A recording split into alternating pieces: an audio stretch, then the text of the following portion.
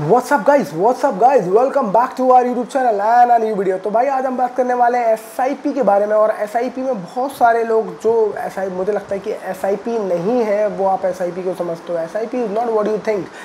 SIP is a tool. और मुझे लगता है कि बहुत सारे लोग लगता है कि SIP is a magic button, SIP कर देंगे और हम करोड़पति बन जाएंगे, but I don't think so. मुझे नहीं लगता कि एसआईपी आपको करोड़पति बना देगी। इनफैक्ट एसआईपी एक चीज़ तो गारंटी कर सकती है, वो है डिसिप्लिन। बट एसआईपी ये चीज़ गारंटी नहीं कर सकती कि आपको राइट टाइम पे आप इन्वेस्टमेंट कर दिया आपने, राइट फंड में आपने इन्वेस्ट कर दिया, राइट टाइम पे कर दिया, और क्या कहते हैं राइट जगह कर दिया, राइट नंबर ऑफ स्टॉक्स में करा, तो ये एसआईपी गारंटी नहीं करती। तो और एसआईपी में बहुत सारी गलतियां जो लोग करते हैं उस बारे में बात करने वाले हैं हम। तो बने रहिए इस वीडियो में। और मुझे लगता है कि बहुत सारी चीज़ें एसआईपी के बारे में जो आप गलत सोचते आए हो, आज वो आपको चीज़ें पता चलेंगी कि आप एसआईपी के बारे में ऐसे सोचते थे पर ऐसा एसआईपी के है नहीं। तो let's break down SIP as if you have never think of as you have never thought of SIP before. Let's start the video. पहला बात करते हैं हम SIP is a tool, it's not a guarantee. तो SIP एक tool है, वो guarantee नहीं है किसी चीज़ की। आप डोंट थिंक कि आप अपने एसआईपी कर दिया आप अमीर हो जाओगे, गारंटी है। एसआईपी एक चीज़ ज़रूर इंश्योर करता है, डिसिप्लिन, कि आपका रेगुलरली आपका एक जगह पैसा जा रहा है और एक पर्टिकुलर टाइम पे जा रहा है। तो आपको सिर्फ एक ऑटोमेशन मिलता है जिससे आप ऑटोमेट कर लेते हो अपना इन्वेस्टमेंट। अब आपको हर महीना पैसा, जो अभी तक प्रॉब्लम ये हो रही थी कि आप पैसा खुद नहीं निकाल पा रहे थे, आप खर्च कर ले रहे थे पैसे, पर अब हर महीना अपने आप अकाउंट से कटे आता है पैसा, तो आपको अब कुछ कर नहीं सकते। वरना पहले क्या होता था, पहले आप खर्च करते थे और जो बचता था तो उसमें से आप इन्वेस्ट करते थे। पर अब ये एसआईपी एक ऐसा टूल आ चुका है जिसकी वजह से पैसा अपने आप कट जाता है, तो आपको एक डिसिप्लिन ज़रूर मिल जाता है। बट अब हम बात करने वाले हैं वो मिस्टेक्स की जो आप एसआईपी में कर रहे हो, और मुझे लगता है वो आपको बहुत भारी पड़ सकती है। पहली mistake, stopping SIP during a market crash. बहुत सारे ये लोग गलती करते हैं। जब भी मार्केट नीचे गिरता है आप एसआईपी करना बंद कर देते हो। इनफैक्ट अभी रिसेंटली की रिपोर्ट है कि जब 10% 20% के आसपास मार्केट में जब करेक्शन आएगा, अभी रिसेंटली की बात है, तो बहुत ज़्यादा एसआईपी में गिरावट आई। एसआईपी के नंबर्स वो लगातार जो एग्जैगरेट कर रहे थे वो इनफैक्ट बढ़ गए, और इनफैक्ट बहुत एकदम से डिक्लाइनिंग नंबर्स भी स्टार्ट हो गए थे आना।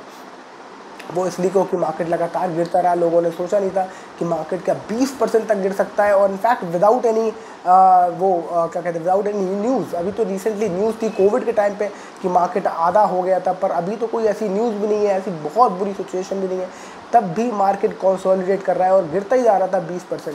तो लोगों ने क्या किया, एसआईपी करना बंद कर दिया। और से सबसे बड़ी गलती करते हो आप, जब एसआईपी मार्केट गिर रहा होता है, जब आपको एसआईपी चालू रखनी है। इनफैक्ट अगर आप कोशिश कर पाए तो इनफैक्ट आपको एसआईपी बढ़ानी है, क्योंकि वो एक मौका होता है उस टाइम पे जब आप ज़्यादा पैसा एक्यूमुलेट कर सकते हो एट योर नीचे वाला लेवल।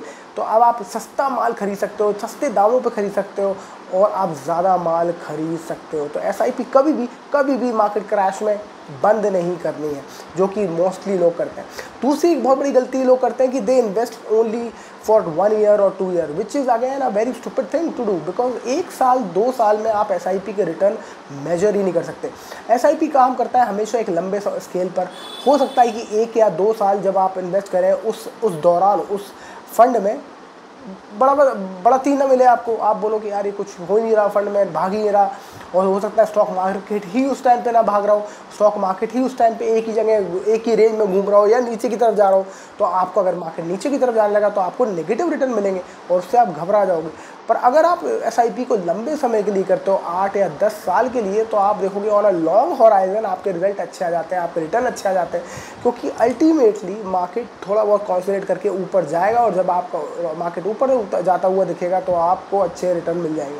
तो कभी भी एसआईपी छोटे स्पैन के लिए नहीं करनी, ना उसके रिजल्ट ट्रैक करने हैं 1 या 2 साल के लिए, कम से कम 5 से 10 साल मिनिमम आपको देखना ही देखना है। और इनफैक्ट जितना बड़ी आपकी कंपाउंडिंग होगी, 10 साल से ऊपर 20 साल 23 साल, उतने ही रिजल्ट आपको इसमें एसआईपी में मार्वेलस दिखने वाले हैं। तो कोशिश करिए कभी भी इसके रिजल्ट और कभी भी इन्वेस्टिंग छोटे स्पैन के लिए ना करें। तीसरा इंपॉर्टेंट वो है, क्या कहते हैं, इंपॉर्टेंट पॉइंट है, which is the choosing the wrong fund. कभी भी रॉन्ग फंड चूज़ ना करें। अब आप कहोगे रॉन्ग फंड क्या होता है, हमें कैसे पता चलेगा? रॉन्ग फंड आपको ढूंढना है अपने हिसाब से, किस तरीके से आपको स्पेशली देखना है कि उसके एक्सपेंस रेशियो क्या है, यानी कि उसमें कितना खर्चा हो रहा है, फंड मैनेजर जो आपका फंड मैनेज करता है उसका वो कितना खर्चा लेता है, एक्सपेंस रेशियो क्या है, पूरा उसको मैनेज करने का एक्सपेंसेस, मतलब कि कुछ फंड मैनेजर जो होता है वो आपके बिहाफ पर स्टॉक में से पैसे, कुछ स्टॉक्स बेच देगा, फिर नए स्टॉक इंट्रोड्यूस कर लेगा आपके फ़ंड में।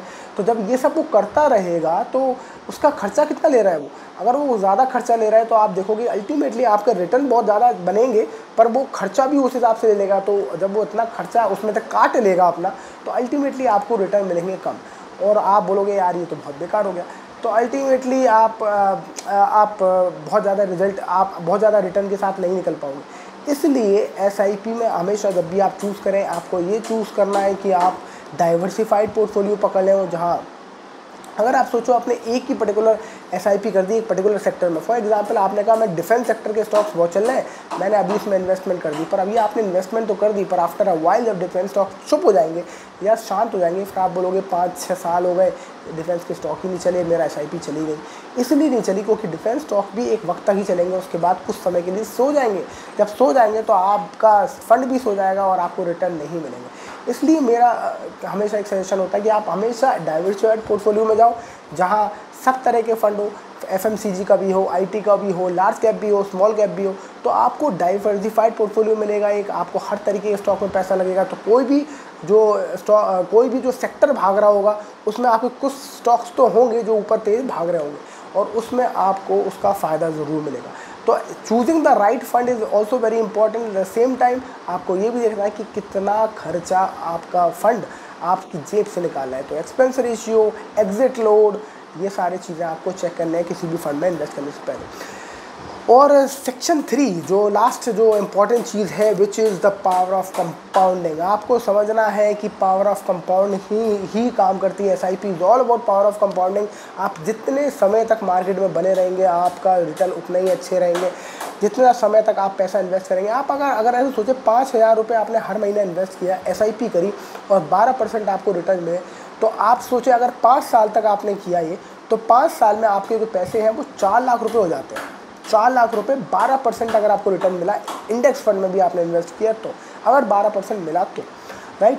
पर अगर आपने ये 20 साल के लिए कर दिया तो आपने कितने साल ज़्यादा किया, 15 साल ज़्यादा किया, है ना, क्योंकि आपने 5 साल में 4 लाख कमा लिए थे। पर यहाँ आपको जो रिटर्न है वो मिलेगा 50 लाख से भी ज़्यादा, यानी कि आपका 4 लाख 50 लाख से भी ज़्यादा वो हो गया, जबकि आपका जो टाइम पीरियड है वो 4 गुना बढ़ गया। मतलब 5 साल में आपने पहले इन्वेस्ट किया था, अब 20 साल में इन्वेस्ट किया, 20 साल के लिए इन्वेस्ट किया तो 4 गुना बढ़ गया, 5 4 20, तो 4 गुना आपका बढ़ गया आपका क्या कहते हैं स्पैन, पर आपका पैसा 4 गुना ही बढ़ा, आपका पैसा बहुत गुना बढ़ गया, 10 गुना से भी ज़्यादा हो गया, 4 लाख से 50 लाख से भी ऊपर हो गया। तो आपको ये समझना है कि it's all in the power of compounding. जो आपको करना मतलब सारा जो मैजिक है वो पावर ऑफ कंपाउंडिंग में है, ना कि ये ढूंढना कि मेरे को 12% रिटर्न मिला या 14% मिला, क्योंकि वो आपके ज़्यादा हाथ में होता नहीं है। वो अल्टीमेटली आप लकी होते हो, आपका अच्छा फंड ले लिया आपने, कम एग्जिट लोड वाला लिया, अच्छा फंड लिया और अच्छा उसका परफॉर्मेंस है तो आपको ज़्यादा रिटर्न मिल जाएगा, और अगर अच्छा नहीं दिया तो आपको कम मिल जाएगा। पर ऑन एन एवरेज आपको 12-15% रिटर्न मिल जाना चाहिए, अनलेस आप बहुत ही ज़्यादा महंगा फंड जिसमें एक्सपेंस रेशियो और एग्जिट लोड बहुत ज़्यादा हो वो ले रहे हो, तो आपको ना ले रहे हो तो फिर डिसेंट रिटर्न आपको मिल जाते हैं। तो अब करना क्या चाहिए अल्टीमेटली, हम एक बार इसको क्लोजिंग कॉल कहते हैं। तो what should we do? We should always choose good SIP के लिए mutual fund which with diversified investments, तो जो ज़्यादा डिफरेंट तरीके के स्टॉक्स में पैसा लगाएं, एफएमसीजी, आईटी, फाइनेंस, फार्मा, हर तरीके के जो स्टॉक्स खरीदे ऐसे म्यूचुअल फंड में पैसे लगाएं। दूसरा, कम से कम मिनिमम 5-10 साल से नीचे का मत सोचें अगर आप इन्वेस्टमेंट कर रहे हैं। तीसरा, बहुत important, never stop during a crash का टाइम तो इनफैक्ट आपको अपना इन्वेस्टमेंट बढ़ाने के लिए होता है, कम करने के लिए नहीं। तो एसआईपी हमेशा चलते रहना चाहिए। अगर आप कोशिश कर सकें, आपके पास पैसा हो, इनफैक्ट और इन्वेस्ट कर सकते हो उस टाइम पे। और लास्ट वाला पॉइंट, 4th पॉइंट है रिव्यू और फंड परफॉर्मेंस एनुअली। हर दिन अगर आप एसआईपी का पोर्टफोलियो को उठा के देखेंगे तो आप हमेशा परेशान ही रहेंगे कि ऊपर जा रहा है, फिर नीचे आ रहा है, फिर ऊपर जा रहा है। अपने पोर्टफोलियो को एनुअली देखेंगे कि एनुअली कैसे परफॉर्म किया है, इनफैक्ट अगर आप 10 साल में देखेंगे तो आपको और अच्छे रिजल्ट मिलेंगे, क्योंकि एनुअली हो सकता है अगर आप साल भर में भी देखें तो आपको उस साल पर्टिकुलरली आपको बहुत अच्छा रिजल्ट ना मिले, पर अगले साल अगर 1-2 साल आपका पोर्टफोलियो अच्छा काम नहीं करता है या म्यूचुअल फंड काम नहीं करता है तो नेक्स्ट आने वाले साल और अच्छे होते हैं, क्योंकि अब वो 2 साल से जो सोया हुआ है तो अब तेज़ भागने वाला है। तो these are the common mistakes जो मोस्टली लोग एसआईपी में करते हैं। आई होप इस वीडियो देखने के बाद आप ये गलतियां नहीं करने वाले। अगर आप बताइए आपने ऐसी कौन सी गलती करी है, क्या आपने अपनी स्टॉक मार्केट क्रैश के दौरान आपने अपनी एसआईपी रोकी थी? अगर हाँ तो कमेंट सेक्शन में ज़रूर बताना, and I will see you in next video. Thank you so much for watching, bye bye.